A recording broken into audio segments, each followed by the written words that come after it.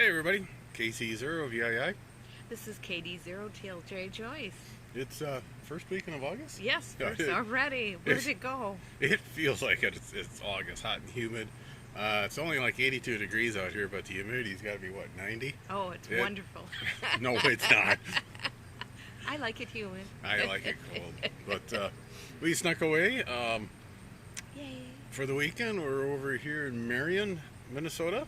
Over by Rochester? Yeah, south of Rochester, a little KOA. It's a nice little KOA. We enjoy it. There's hardly anybody here. Yeah, we pulled in. It was just kind of like, whoa. But, like ghost town. But, you know, typical KOA. They're made for when you're on your trip going from point A to point B, a place you can pull in, rest for the night, take off in the morning, or stay a day or two to dump your tanks and refill your water and get refreshed yourself. The pool's open. Yes. We heard some kids down there earlier.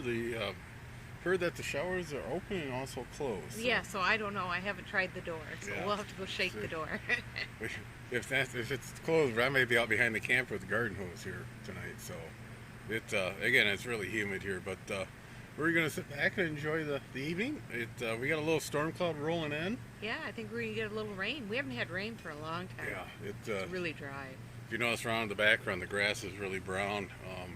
Last week I was able to mow the yard at Mom and Dad's house, and that's one of the reasons we were able to sneak off. I mean, half that yard was already starting to turn brown, so I know I don't have to mow it this year or this weekend. May not have to do it next weekend, so we might do something next weekend. Yeah, we need to go camping. Oh yeah, now she wants to go camping. Let's slow down a little bit. We're busy. It's kind of hard to do. What happened to all those other years where I had a chance to get a camper and you? No, we're not going camping. Oh well, you got your camper, dear. Yes, finally. It took a while. Now if we could just get a garage. Well, we're working on that. Okay, one positive thing from the pandemic, I guess you'd say, is the RV sales is through the roof. Most dealers are limited stock.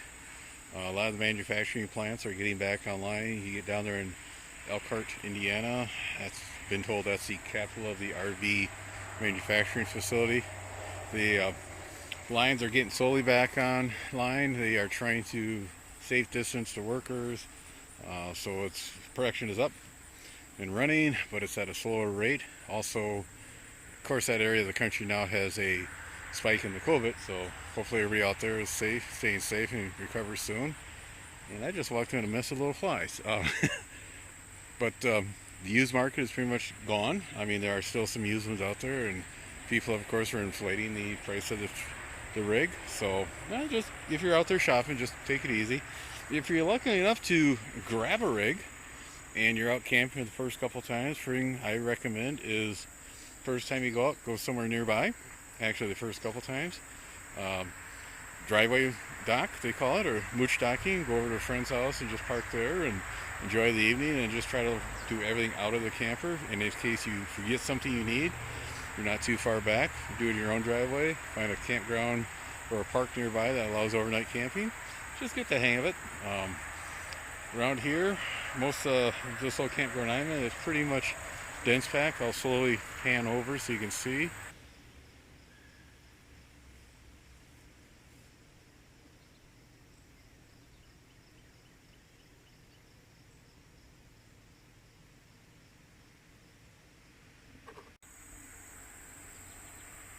I'm at the far edge of the park here along the little waterway. Cattails,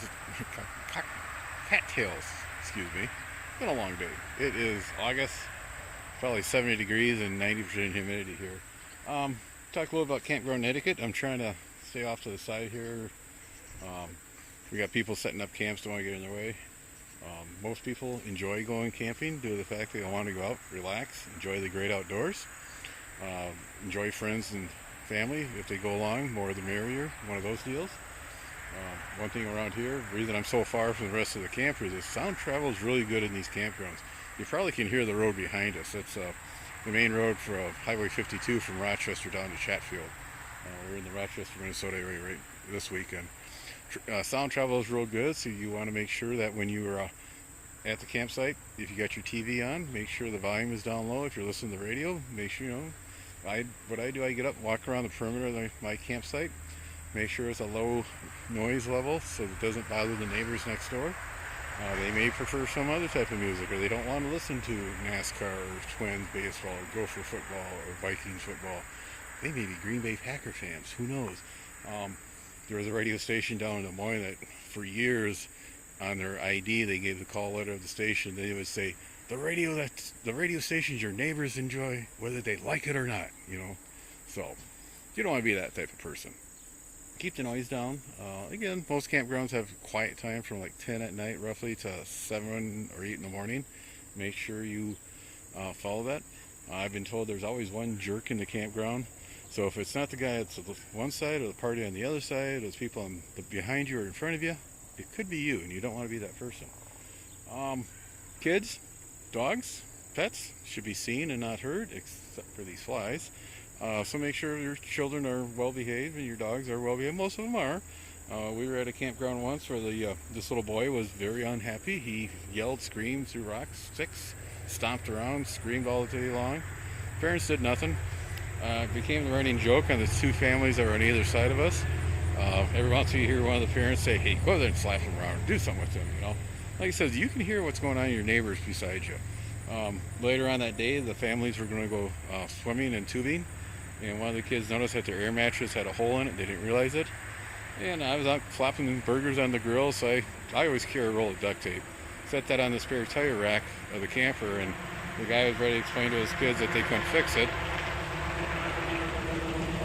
He saw the duct tape, came over and asked if he could have it trunk. We got it fixed up, and they went a couple hours later. They came back, and the thing was still inflated. They had a heck of a good time.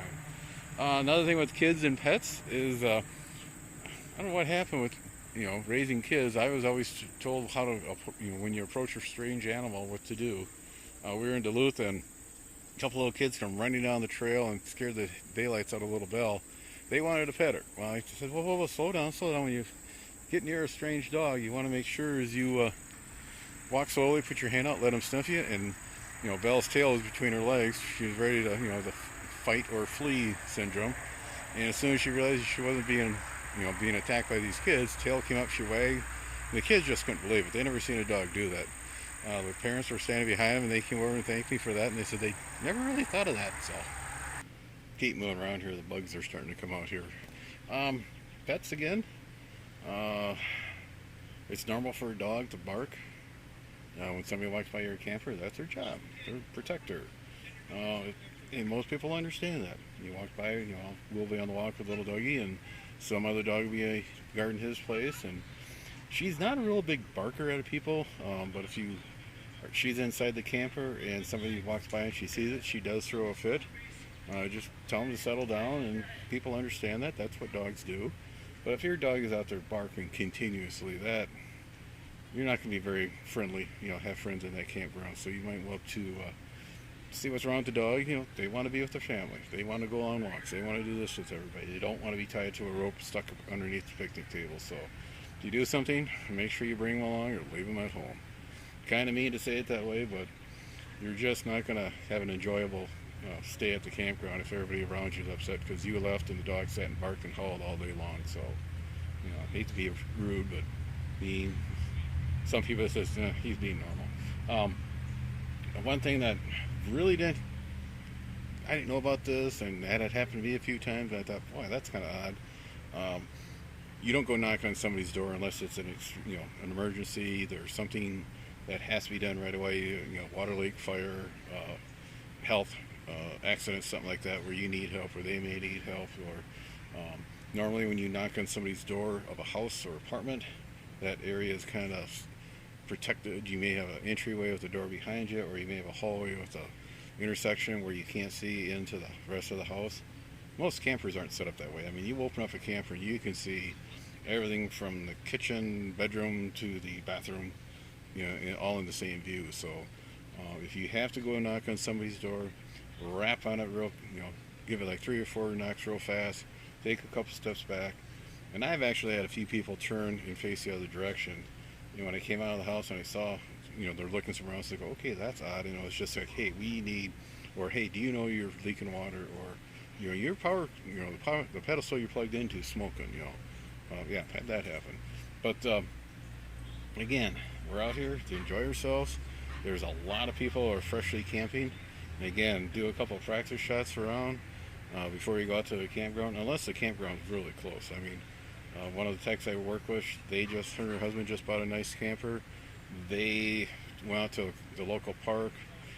They enjoyed themselves. They went to another park further away with some friends, and she couldn't believe how much fun it is. The other night, Friday night, they took off and drove 50 some miles and ended up at a campground 5 miles from their house. I mean, they went to 3 or 4 towns and everything's full. That's one thing I've noticed in the last year, and especially this year. A lot of people are leaving right after work. Friday night, they go to the campground. They may stay till Saturday, late Saturday afternoon, early Saturday evening, or they stay overnight Saturday and they leave right away Sunday morning. If that fits your lifestyle, that's great. I mean, get out there and enjoy it. Use what we have here. If we don't use these campgrounds, they're not going to be around for us. If you are going out camping, observe the rules. Make sure you follow the rules. Most of the parks around where I live at are non-reserve. You cannot reserve campsites. It's first come, first serve. And there's always somebody that go there Wednesday and they'll set a picnic table in the front of the entry to their campsite, or they'll put a hibachi or a cone or a lawn chair thinking that's going to save them. No, you can't do that. It says right in the park rules. If you go in there and drop your trailer off, we used to know the caretakers at one of the local parks, so they retired and gave it up. They said that was the biggest hassle they had to deal with. Somebody dropped a trailer off Wednesday, not registered, and it says right in the rules that if they have to register your trailer, it's an extra $10 to $20 depending on what campsite, and you got to pay for it. And these people would just be upset. They'd get a bill in the mail. Well, we weren't there, but your trailer is there. But we weren't camping. But you were still keeping a site being used by somebody else. So, and this idea where you can drop a trailer off, or one thing I've noticed where bouncing around here, you're camping with a friend, they get there first, they drop their trailer, and they put their car next, the slot next to you for you when you arrive. That's technically is not good. I mean, because you're keeping that.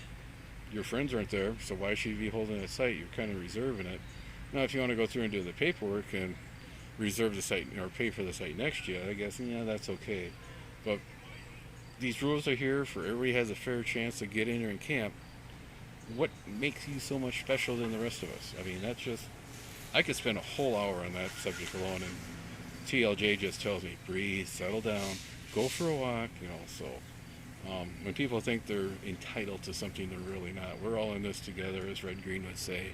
We're going to be here and fight it out, so. But on that, get out there, enjoy the outdoors.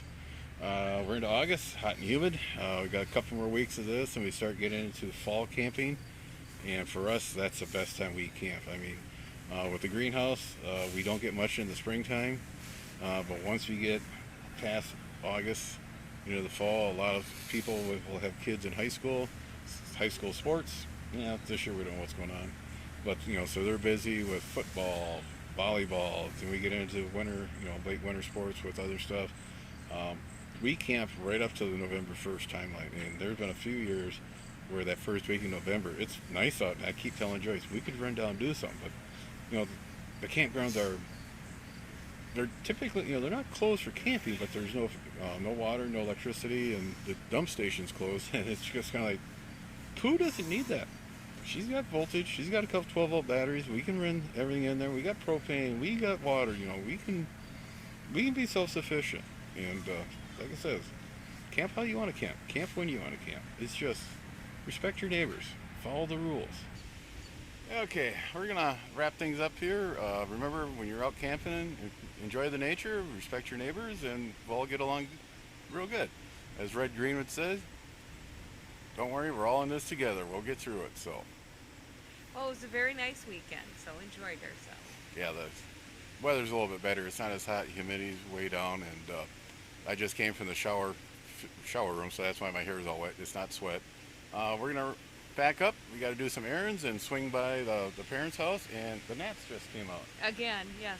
Yeah, that was nice and calm out here, and so you're going to take little doggy for a little walk? Yep, we're going to go for a walk. Swing by over there. There's a Class A I see over there for sale. I see that. We already walked by that. You already walked by? Did you Yes. get the number in the No. amount? No, darn. So, okay.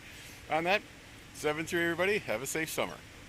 7-3. Be sure to tell your friends, neighbors, other hams. Subscribe, hit that bell to get notification when new videos come out. Add comments below. 7-3, everybody. The reason I'm kind of giggling, see if I can spin around here. TLJ is trying to walk little doggy. And little doggy sees me and doesn't want to run, so